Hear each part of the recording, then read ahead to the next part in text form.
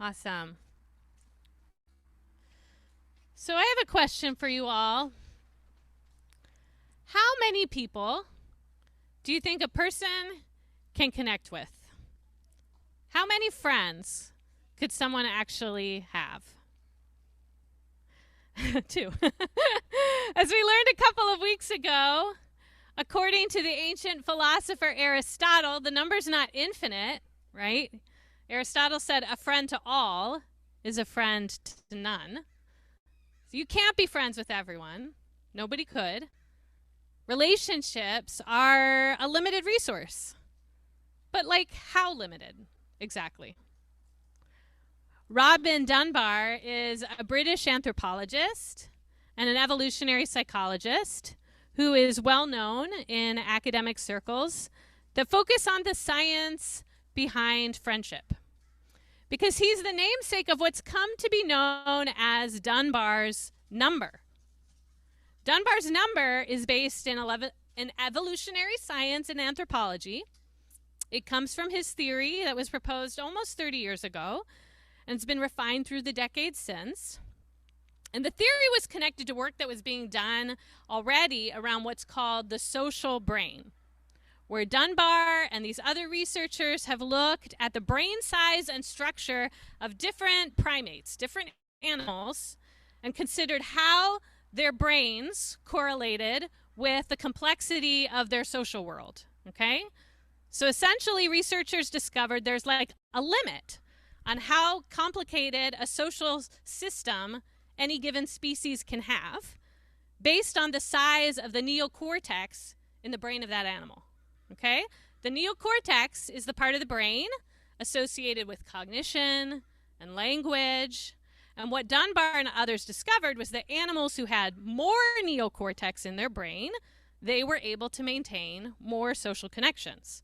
Those animals could have more friends. So looking at this data on various animals and their brains, as well as like the size of human groups throughout history and how human brains are structured, Robin Dunbar and his associates came up with a number, Dunbar's number, that is supposed to indicate the amount of stable relationships a human being can generally have at any one time. It's not just people you like vaguely know or recognize, but people you could have like a meaningful relationship with in some way. So any guesses what Dunbar's number might be? Anyone know? Anyone guess? 500. Okay, we got 500. Whittier, what do you think? 58. Okay. A range here. Anyone else want to throw out a number? 13. Okay, and Amanda? 4. All right. We have like quite a range there. And I would say it's kind of an average of all of those numbers. The answer for Dunbar's number is 150. Okay? But there's more to say about that we'll get to, okay? Now Dunbar himself is clear this number is really an average, okay? It's more like there's more like a range depending on personality and setting. So some folks are fine with the relational network of only 100. Other people who are like particularly extroverted might go up to like a couple hundred and be fine. But on the whole, most of us peak around 150. That's what Dunbar would say. At any given time, we could have about 150 people that we feel positively connected to. 150 people we might call some version a friend. Well, I'm starting us off this morning talking about this number of friends that scientists theorize our brains can handle, because this is the second conversation we're having in our fall series I'm calling Friendship Matters. Okay, and in this series, we're exploring the role that friendship plays in our lives generally, including our spiritual journeys. Scientists and doctors have confirmed what spiritual teachers, what our sacred texts have known for generations. It is not good for humans to be alone. Having a rich social life brings with it all kinds of physical benefits, the science tells us. It correlates with lower blood pressure, stronger immune response, lower rates of depression, substance abuse, and overall life expectancy. But what does it mean to have a rich social life? Is it just making sure you know at least 150 people that you can reasonably say you can identify them? What is important about those relationships? What makes relationships one you might actually call friendship? Well, it turns out that the theory behind Dunbar's number is a bit more complicated and I think more helpful than just the headline number demonstrates. In fact, Dunbar's number is really a series of numbers. Numbers arranged in concentric circles, which I'm going to show you now, okay? I'll hand these out and you guys can pass them around.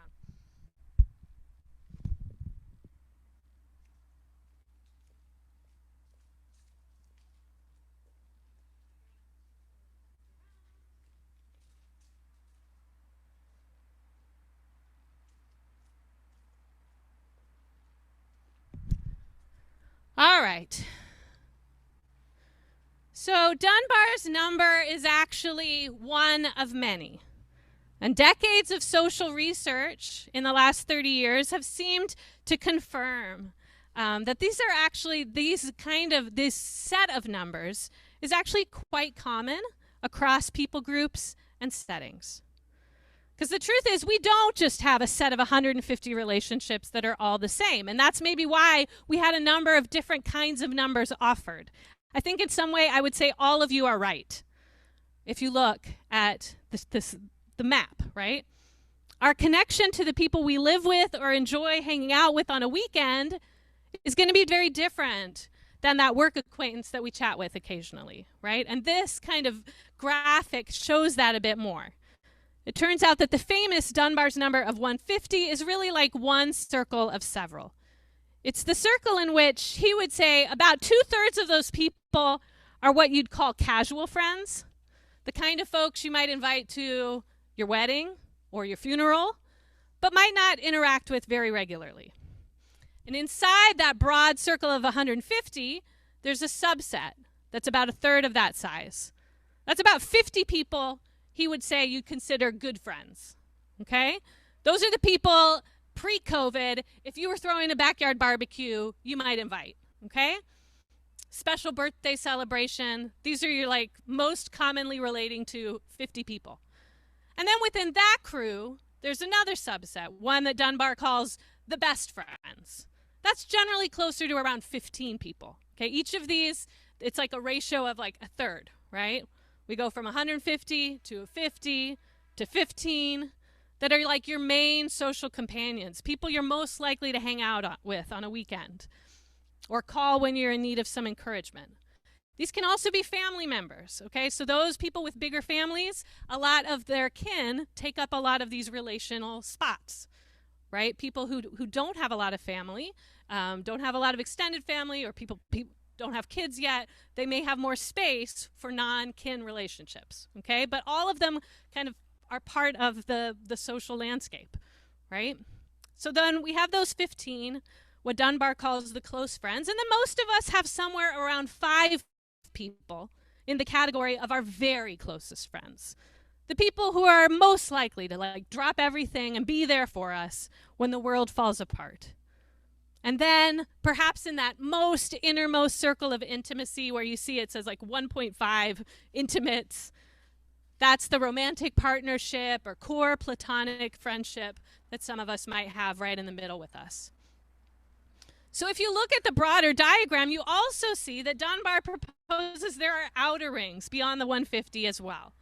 So this model theorizes that our 150 casual friendships exist within 500 folks you might consider some sort of acquaintance, 1,500 for whom you could recognize their name, and potentially a full 5,000 for whom you might remember their face. You might recognize that you've seen them, right? And when we take Facebook into consideration, I think you might think about how the reality of some of us might have 1,000 Facebook friends, right? But probably it's a much smaller group that we actually really know much about them on a regular basis, right? And we're really interacting. So when you see the full spectrum, from the potential of 5,000 faces you know to the main person you spend your time with, you see a lot of layers, right, of relationships that make up a social world. friendship, it seems, comes in many degrees. In the life of Jesus, there's an interesting story that appears in 3 of the 4 Gospels and comes at a critical turning point in the narrative as things begin to escalate and Jesus seems more fixed on the end he senses is coming. The story is of a strange encounter that Jesus brings 3 people along for. Not long after one of them, Peter, has declared that he believes Jesus to be the Messiah, God's anointed one, who has come to bring liberation. So here's how this story is shared by Matthew in chapter 17. After 6 days, Jesus took with him Peter, James, and John, the brother of James, and led them up a high mountain by themselves. And there he was transfigured before them. His face shone like the sun, and his clothes became as white as the light. And just then there appeared before them Moses and Elijah talking with Jesus. And Peter said to Jesus, "Lord, it is good for us to be here. If you wish, I will put up 3 shelters, one for you, one for Moses, one for Elijah." While he was still speaking, a bright cloud covered them, and a voice from the cloud said, "This is my son whom I love. With him I am well pleased. Listen to him." And when the disciples heard this, they fell face down to the ground, terrified. But Jesus came and touched them. "Get up," he said. "Don't be afraid." And when they looked up, they saw no one except Jesus. As they were coming down the mountain, Jesus instructed them, "Don't tell anyone what you have seen until the Son of Man has been raised from the dead." Now, there's a lot going on in this story. I'm not going to get into most of it, including like the whole amazing, like, can I build some shelters for these amazing people who are here right now? Like, that's a whole thing, but we're not going to go there. I do want to focus on right now the question of who's a part of this moment. Who is a part of this moment? Clearly, this is meant to be a time of significant revelation. Something important is being disclosed about Jesus to certain people. Jesus' identity as particularly connected in a mysterious way to the divine and what God has been doing through the people of Israel, through characters like Moses and Elijah, that is being clarified in this moment. And it's happening at a time when Jesus is like kind of a big deal. Like, a lot of people are showing up to hear him speak. Thousands of people throughout Israel know who he is. So this like supernatural light show with like Elijah and Moses showing up, like if they wanted to really make a big splash, like they could do that pretty publicly and it would go viral, right? It would be a big moment. But that's not what Jesus seems to want on that day on the mountain. This is a very private moment. He seems to be very intentional about that privacy. Most of us, when we think of Jesus's band of people, if we're going to think of a number, the number we often think of is 12, right? And that's for good reason. Jesus does call this particular circle of disciples around himself, these 12 young men whom he invests the bulk of his time and energy into during the 3 or so years of his ministry. He's eating with them, he's traveling with them, he's preaching and healing with them in his midst. But like the concentric circles of Dunbar's number, the 12 is just one layer of Jesus' social world. Beyond the 12, there are larger circles. At one point, Jesus has this group of followers that he's trained, and he sends them out to like try their hands at ministry in his name. And the Gospel of Luke records that number at 72. At one point, he sends out 12, but then he goes and sends out 72. So that's another broader circle. Beyond the 72, there are probably various rings of people who are connecting with Jesus, people who welcomed him in the towns he went to, people who funded him, people who housed him. These are probably like his crew of about 150, right? And then there's the people who show up, the crowds of thousands to hear him preach.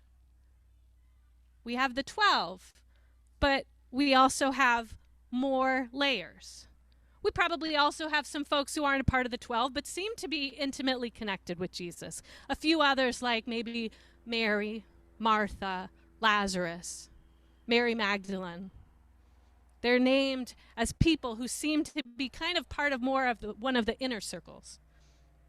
And then within the 12, there's these three: Peter, James, John. They show up in important places.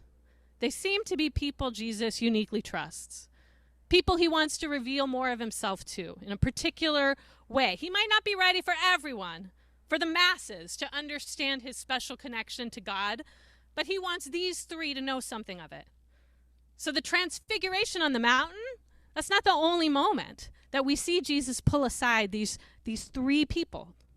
When he's called to the home of Jairus, the leader of a synagogue, whose daughter has recently died, he invites just these three to accompany him to that room where he raises her from the dead, and then tells them again, keep it to yourselves.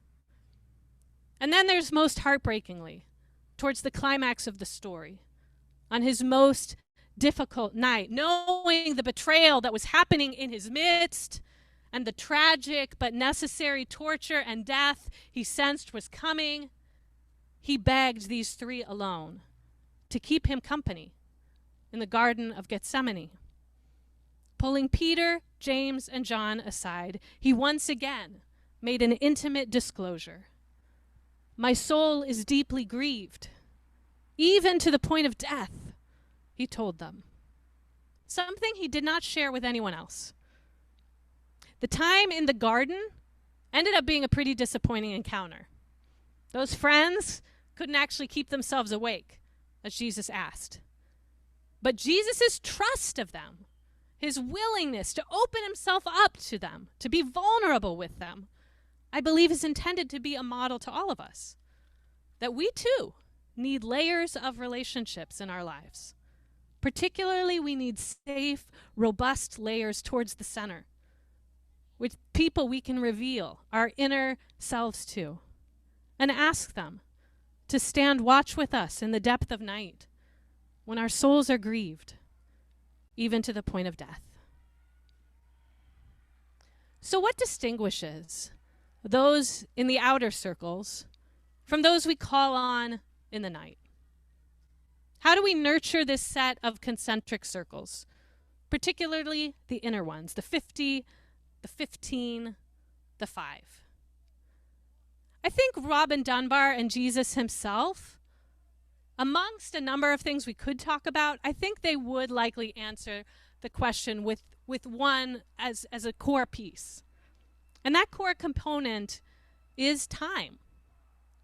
What puts someone in a closer circle to us isn't simply the people we think have the best profile pics or the highest IQ or like the most winning personalities. If you just listed your 150, it's not just like the stellar, most popular people that are going to be the most likely to be your core, right?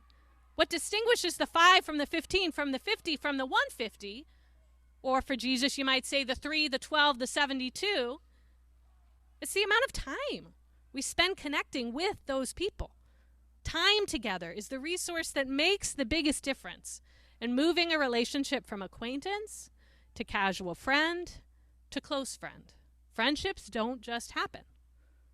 Friendships take time. Again, social scientists have done a lot of work to figure out why people become friends with certain people over others, why maybe people move that journey from going to acquaintance to close friend.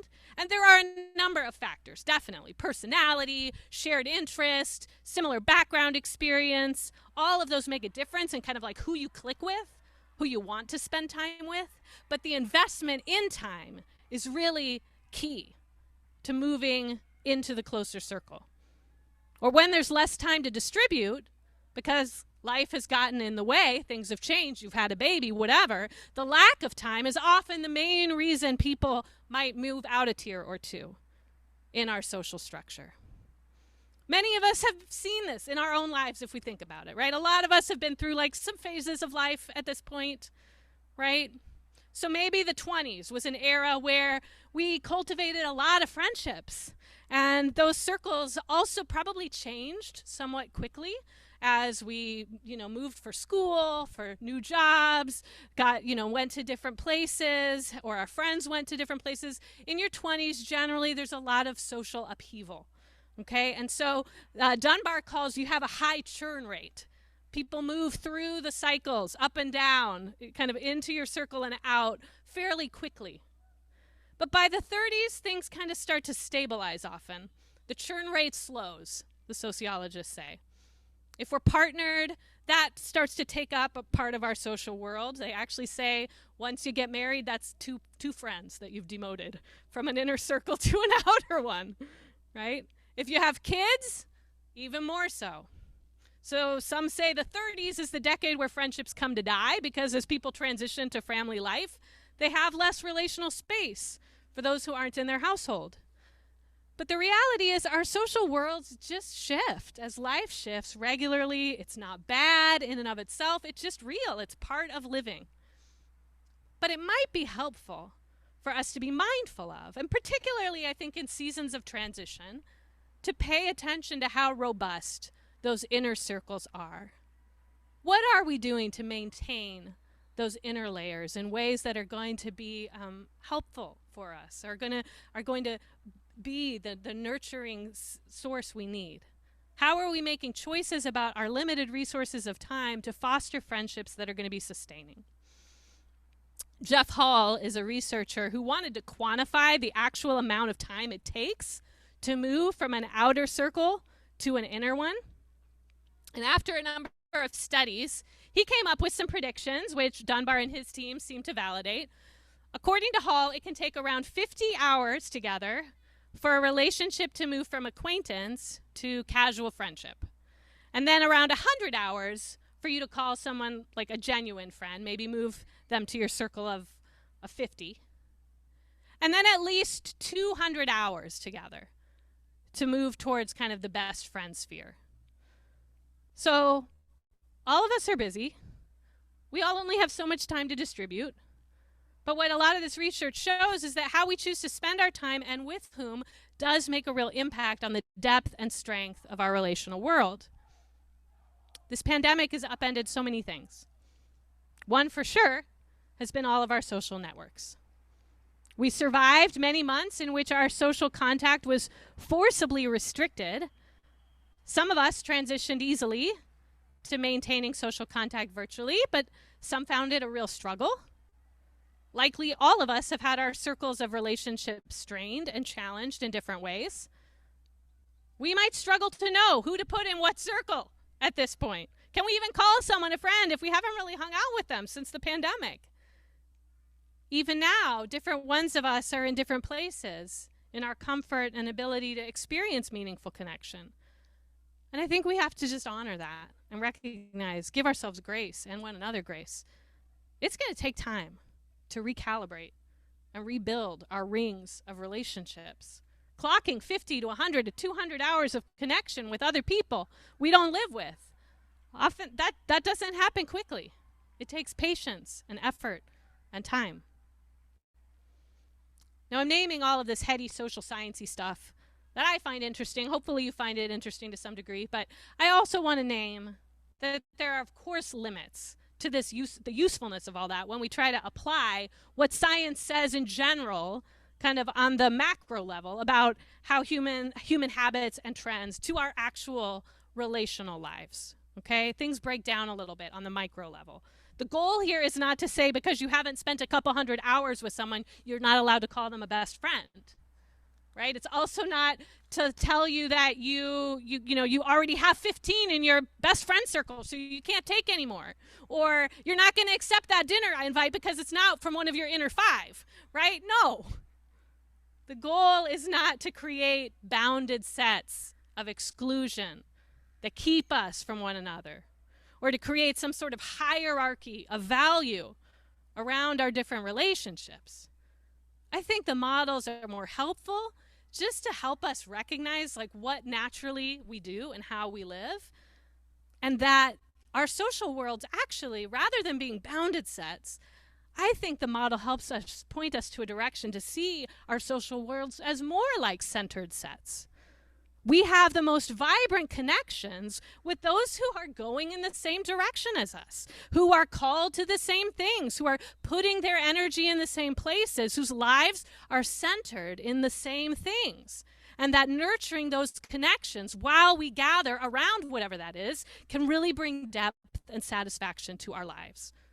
All right? So when I think about this whole view of friendship in circles and put it together with what we are doing here at Haven on a Sunday morning, I personally find it helpful and hopeful to think about, because my hope is that as we invest time here together, this is a place where at least some of our friendship needs are being met. Okay, these hours spent worshiping together, learning together, building, trying to rebuild after COVID, and it's in fits and starts, but we're working on it. This different kind of spiritual community that's safe and diverse and Jesus-centered, all of those hours are also helping us grow in our investment in each other in ways that help fill out some of our friendship circle needs.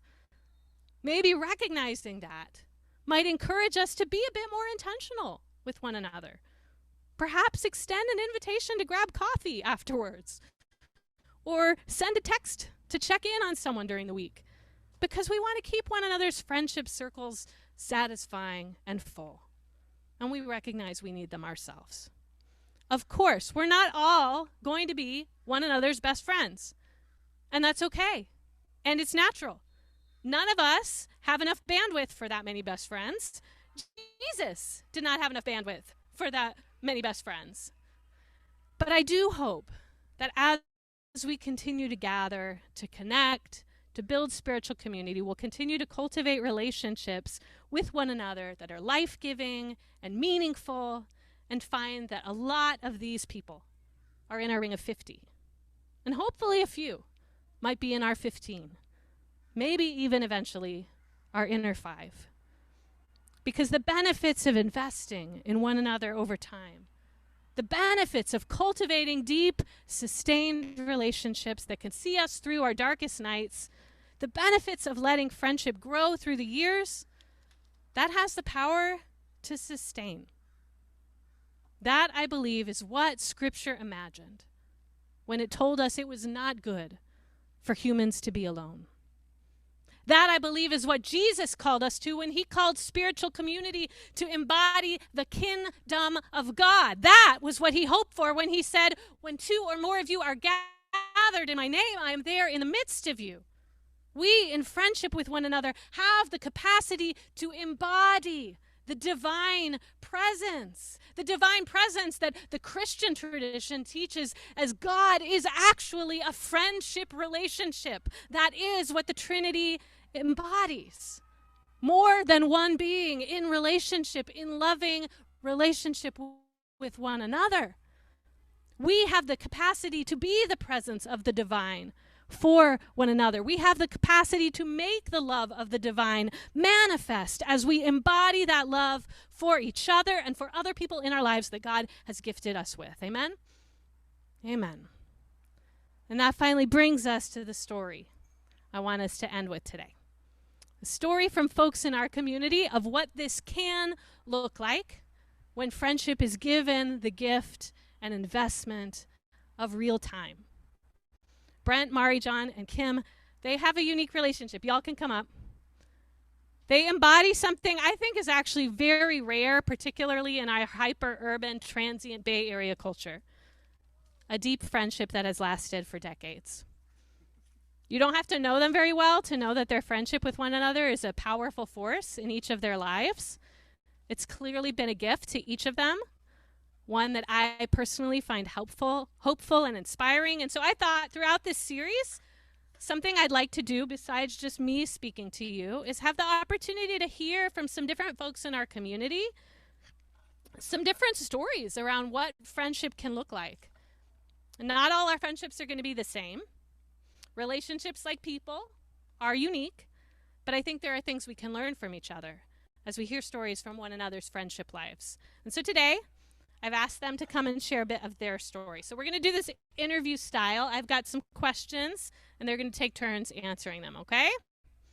All right, you guys ready for this? So if you want to take the mic off, and I think, can you just turn up mic 2 a little bit on the mixer so we make sure? Let's do a sound check real quick to make sure you guys are coming through. Okay. That's fine. Just a couple notches. Okay. Yeah, that sounds Hello. good. All right. So you guys can share that mic. That sound good? All right. Sure. So first off, tell us, how long have you all been friends? Tell us a story of how you've met and a little bit about how your friendship has changed over time. All right. 30 years ago, I had met Mari, and I think Kim had met John, but that was it. Each of us at that time, about 30 years ago, each of us individually moved to San Francisco. And I know for me, when I moved to San Francisco, I met a lot of new people. And I met Kim Miller, I met John DeWitt. I would say at that time, I didn't know that Kim and John, how close they were. I didn't know if they were dating or anything, because at that time we weren't really friends. We were, as your diagram indicates, we were acquaintances. I knew how they could handle a frisbee or a volleyball, but I knew very little else about them. And at the same time, they would have met Mari too. 20 years ago, give or take, maybe 25 for you guys and 20 for me and Mari, we moved to the peninsula, and it turns out we all joined the same church. They were married, we were married by that time, and that's where we got to know each other better. We became friends. We bonded. We joined the church. We also joined a home group, the same home group together. So I would say we bonded over eating meals together, praying together, things like that. A couple years after that, our church branched off and started a new church in San Bruno. We started a home group together, and that's where we really got to know each other. We really bonded over planning together, leading together, hosting, cooking, things like that. We really got to know a lot. At that point, I would say give a lot of credit to Kim. She initiated a lot of friendship. We all had young kids at that time, so pretty soon the kids were doing things together and spending time. And it was really helpful. It was a good deal for the Jensens because the DeWitt kids are slightly older, so they were the leaders in the group. I would say the DeWitt's oldest child was like a big cousin to our kids. Our kids really liked the DeWitts. That made me happy, and that really helped our friendship. Eventually, we did more and more together: playtimes, picnics, shopping trips, even camping or traveling together. Awesome. So what have been some highlights of your life together? All right. So highlights of our life together with the Jensen for me are times talking and hanging out with them, and that could be anywhere. From times talking and hanging out at their dining table, our friend Lorraine's table. We have family in Hawaii, so that's in Hawaii after home group, at birthday, graduation celebrations, and in ordinary moments of life. And I think another highlight I treasure are the times together eating, swimming, hiking, and hanging out in Hawaii. Often the backdrop for me would be include painful, intensely stressful time with my family of origin. And so the juxtaposition of time with the Jensens, with acceptance, laughter, and peace, helped me have hope and helped me to receive God's care. And the times I've been challenged most are when I was afraid of losing my children, with medical emergencies at Penn and at Berkeley, emergency room visits with a JNA tumor and surgeries. And Mari and Brent have walked by our side and prayed with us, prayed for us, listened and helped us. In those most difficult times, they've been there for us, cared for our hearts, been present with us, and brought us meals and more. And when John and I started to realize that the church that had been home for us for 2+ decades and where we had raised our children was not able to embrace and celebrate our whole family, Mari and Brent helped us as I cried and despaired and mourned losing church family, and helped us with praying, reading, learning, and helped us to find haven. I wish I could express how much Mari and Brent have helped me to see God and to experience God's care and support through them, how they've helped me to believe and to experience that God stays with me and my family, especially in the darkest, scariest, bleakest times, and the times when the sun is shining down on me. That's hard. Yeah. For me, the highlights are what Kim mentioned, all the things that Kim mentioned. In addition to the fun things that she mentioned, I think the highlights for me are just the everyday things that we've done together. You know, when my kids were young and I was a younger mom, and it was sometimes very lonely and isolating, and I have to say that just the visits, Kim and I did a lot of Costco, Target, Trader Joe's, Costco, Target, Trader Joe's over and over hundreds of times, and that is what one of the highlights for me. But similar to Kim, I think the things that deepened the friendship for me were during the times of most pain, grief, sorrow, worry. We also, had our times where we really needed them and to walk by us or sit through the night, I think, like you said. When we lost Brent's mom, and then we lost my dad, and then we had some other losses and worries, they were there. They took care of my children. That was probably the most important to me, that people stood by us and took care of my kids. For that, I'll be forever thankful. I'm going to cry too. Okay, I think I'll stop there. Amazing. Those are some powerful highlights. So where have you been challenged, and how do you think that has shaped your friendship? Is that the right one? Yeah. Oh, I think that's what we both answered in the Okay. hard times. Yeah. Yes, The you challenges. already answered that Yeah, one. the Yes, hard times okay. were probably the challenges. But really, I think significantly, that's where it deepens. Yeah. If that makes sense. Totally. So how has your friendship contributed to your experience, would you say, of Jesus-centered faith? So one of Kim and my goals is to live out a Jesus-centered faith, and we were looking at our lives and thinking, well, gosh, Jesus talks a lot about finances, and what does he say about his finances in parables and other words? And I've realized Brent's got a lot of history in the financial industry. And so Kim and I said, well, Brent, Mari, will you guys look at our budget and our spending and say, what does God say about that? What do you guys say? And so my brother was fascinated that I would even think about talking to somebody else about our finances. But Brent and Mari, I trust them, and I wanted to get their input, and I wanted to see what they could see from how we were spending money. Was it really reflecting what Jesus said? And they took us seriously. They looked at it. We got together in a couple weeks after I asked him, and it was a really great discussion, and I think it really grew our friendship a lot. So it was neat that we got a chance to express vulnerability and openness and talk about that. I think, as Brendan mentioned, we've been in home group together for over 20 years, and we've grown deep respect for each other and each other's faith. We've been trying to figure out how to live out what does Jesus say for us each day.